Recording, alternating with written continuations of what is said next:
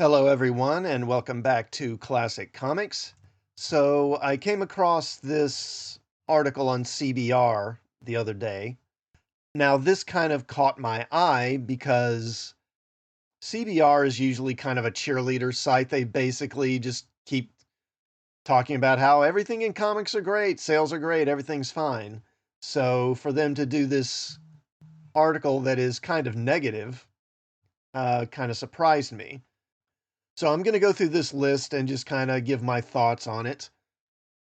Let's start with, okay, so comic books have always been subject to varying trends, norms, and tropes that have defined each different era in a certain way. This has ranged from the wacky storytelling of the Silver Age to the more serious stories of the Bronze Age that try to connect comics to real life. Each trend has its heyday and its place in the industry, but there are some current ones that have definitely outstayed their welcome. These trends have appealed to some readers and even have short term gains for the industry, but they're far from healthy for the medium. Ranging from cash grabs to tired plot devices, these trends should be abandoned as soon as possible so the industry can move on to something better. None of these trends are omnipresent, nor are they all innately bad, but that doesn't mean they don't have their drawbacks. All right, so we start off here with number 10. Some comic books are clearly written to be TV shows and movies. Yes, I absolutely agree with this. As some other YouTubers, have mentioned, comics very often, you can just look at a comic and tell that it's basically a Netflix pitch. They're obviously making this in the hopes that they can sell it to a Netflix or some other streaming service as a show. In the 70s and 80s, Stan Lee was aggressively pushing to take Marvel to Hollywood, especially in the wake of successes like Superman. However, few could have imagined at the time that the focus on getting IP turned into movies could be bad for the comic industry. Now, with streaming services like Netflix having some success adapting comic books into movies, everyone is trying to get in on it, especially indies. The problem here is that the comics themselves don't make full use of the medium. They can feel restrained and muted, not living up to the potential the medium allows. Yeah, I agree with this totally, especially this. They can feel restrained and muted. And this is part of the problem with comics these days, is just the type of storytelling, both in terms of the writing and visually. And I've mentioned this before, that very often it just feels like storyboards for a TV show, for a sitcom or something, rather than an adventure story.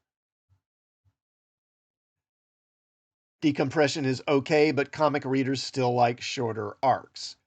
Yeah, I agree with this one, definitely. In the early days of comic books, almost all issues and stories would be short and self contained. There was still an ongoing narrative between books, but there was a goal to make the series as accessible to new readers as possible. As many creators have noted, any comic book can be a fan's first comic. Current comics, however, have a tendency to have story arcs that can last too long, making it a daunting task for new readers to jump in.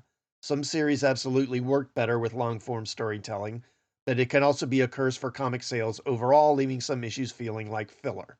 Yeah, I agree with this one absolutely. I've said this before. I mean, first there's just the whole issue of the decompression of storytelling, and again, this kind of goes to the whole the previous point about comics feeling like they're being made just to make a TV show or a movie. I think those types of comics are really guilty of this sort of decompressed storytelling. And most storylines don't need to be more than probably 4 to 6 issues, something like that. Now, occasionally, yes, there are stories that will run, say, 12 issues and it's good. But I think those are the exception rather than the rule. Mostly, I think very often those stories could be shorter. I mean, if you look at some of the greatest stories in the history of comics, like, the original Galactus story was 3 issues. The Kree Skrull War for the Avengers was that like 4 or 5 issues, I think, maybe. The Dark Phoenix saga was, I think, 4 issues, 4 or 5 issues as well. Craven's Last Hunt was, I don't remember exactly, but I think it was maybe 4 to 6 issues, something like that. So I think most of them don't need to be much longer than that. Batman Year One's another example. having shorter stories would both make for more interesting stories that are more eventful and don't feel kind of dull, but also, again, as they mention here, make it easier for new readers to jump in and kind of get involved in a story. All right, so number 8, the comics industry has seen its genres whittled away. And by the way, I really like this image. This is Gil Kane, I'm pretty sure, doing Swamp Thing, and I'm not sure who that is. So comics once boasted a wide range of genres, each of which were successful in their own right. Slice of life, adventure, horror, comedy, and superhero comics. Even war stories had active series going, which is where the likes of Sergeant Rock had their origins. In modern comics, there are fewer dedicated genre comics than ever. War comics are basically non-existent. Fantasy has been incredibly diminished over the years, and horror has been watered down. The key to a thriving industry is a good representation and use of genres, which is currently lacking. Um, yeah, I mean, I see what they're saying on this one. Because, yeah, definitely there are fewer non-superhero comics than ever. I mean, particularly at like Marvel and DC, there's almost nothing that isn't superhero related. You know, you get other genres with the independents. Because superheroes have pretty much always been the dominant genre in comics, really. So there was about a 10-year period from when the Golden Age ended around 1945 to when Barry Allen, the Silver Age Flash, debuted, which was in 1955. And that decade in between, from the late 40s through mid 50s, superheroes kind of fell out of favor. And it was replaced by, the popular genres then became humor was very popular. That's when Archie became popular. Westerns were pretty popular. Um, Sci-fi stories were really popular. Once the Silver Age began, from that point on, superheroes became pretty much the dominant thing again. And that's largely how it's always been. The thing is not so much that they've had a lot of successful genres, it's just that in the past there were a lot of superhero comics that incorporated other genres like westerns or war comics or fantasy or horror like you see here, and you don't see as much of that anymore. The shrinkage of ongoing books leaves little to invest in. There was once a time in the Big Two when anyone from Dazzler and Howard the Duck to Animal Man and Commandy could sustain an ongoing series. An ongoing series is a key to long-term retention of customers as well as building up the value of a character. It's unclear as to how receptive the market is to these ongoings, since the Big Two rarely cut back their entire publishing line for fans to afford a new ongoing. Rather, new ongoings have to compete with a crowd of A-list ongoings and frequent miniseries, rarely giving them a chance to thrive. Again, yeah, kind of like the previous one, I sort of agree with this.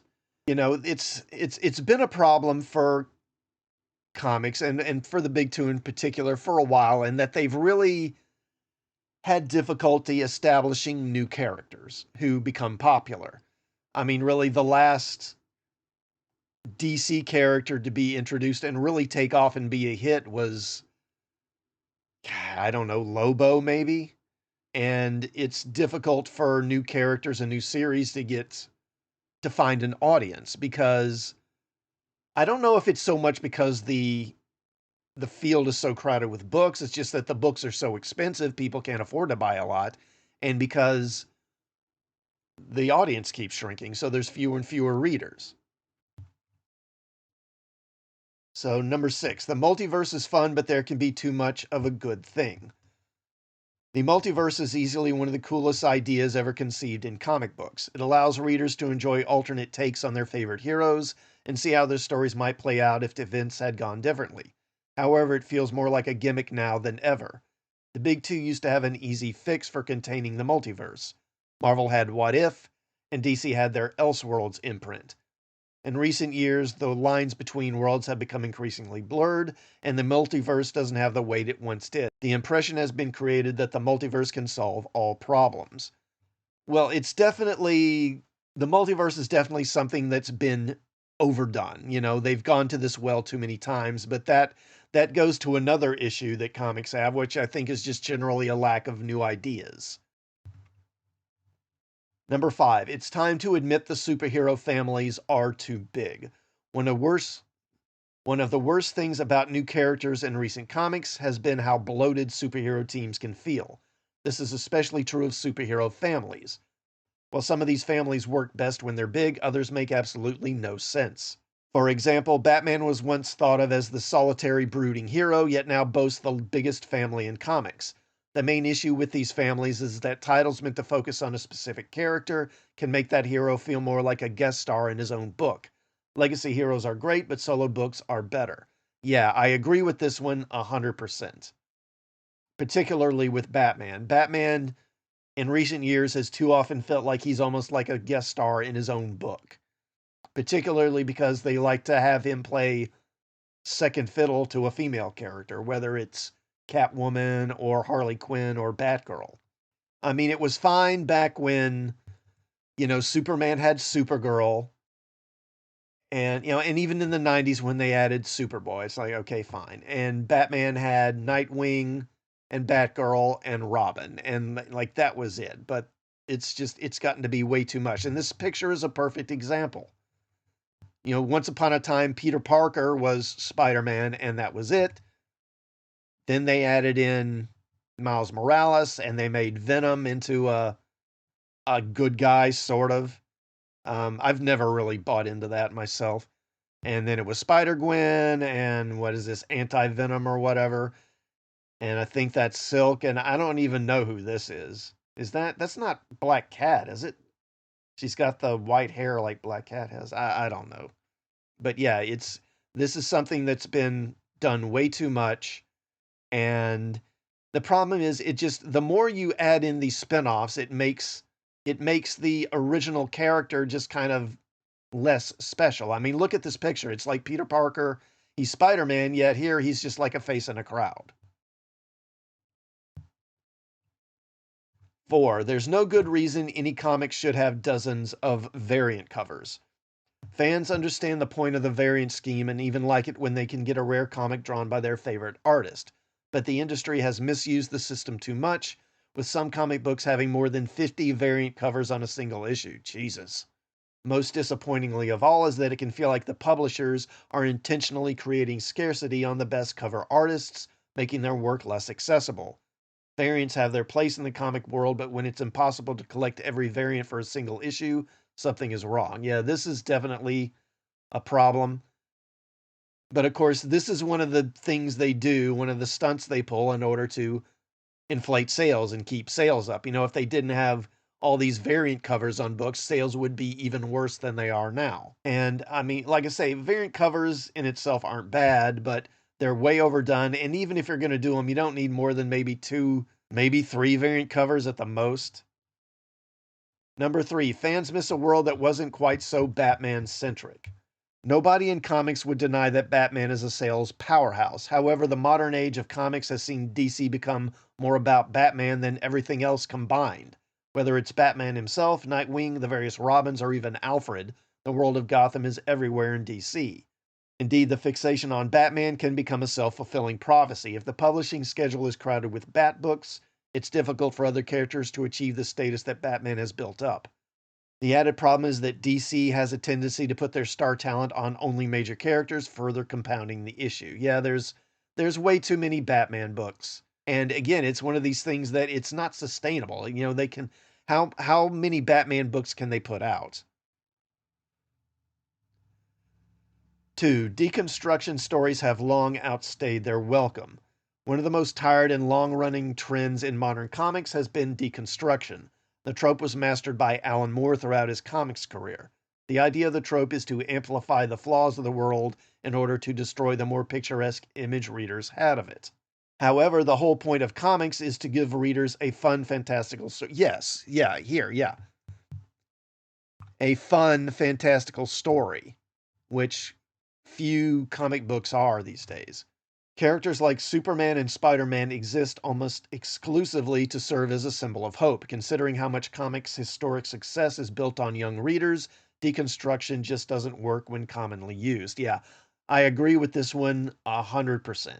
It was interesting, but it's just gone way too far. One of the worst examples, or best, depending on how you look at it, was that recent, what was that series? Heroes in Crisis, or whatever it was, where there's this murder mystery where some characters have been murdered, and then it turns out that the killer was Wally West. And you know, and it was awful. Or that awful Adam Strange story that Tom King did. You know, Tom King's like a real serial offender at this crap. Number one, too many comic events will turn away many readers. Fans understand that a good event can be a great thing for a comic book company's profits. However, they also wish the companies would understand the effect it can have on readers and their wallets. With so many tie ins, crossover, alpha and omega issues, it can be hard to keep up. The strength of comic books is its ongoing legacy, and the companies have shown this in their legacy numbering of long standing series. In fact, some series that only ran a few years were steeped in events and crossovers and never had a chance to stand on their own merits. Yeah, I agree with this one as well. There are way too many comic events. It's one of the things that eventually put me off, and I really almost stopped collecting for a while because it was getting ridiculous. So, yeah, that's something I definitely agree with. Now, I do think that they've left a few things off of here that I would say are bad trends in comics. I may at some point in the coming weeks do a follow up on this video where I give my own list. What do you think? What are the worst trends in comics? In your opinion, do you agree with this list or not agree? Let me know in the comments. And while you're at it, please do like this video and also sub to the channel and hit the bell for notifications. And I will see you all next time.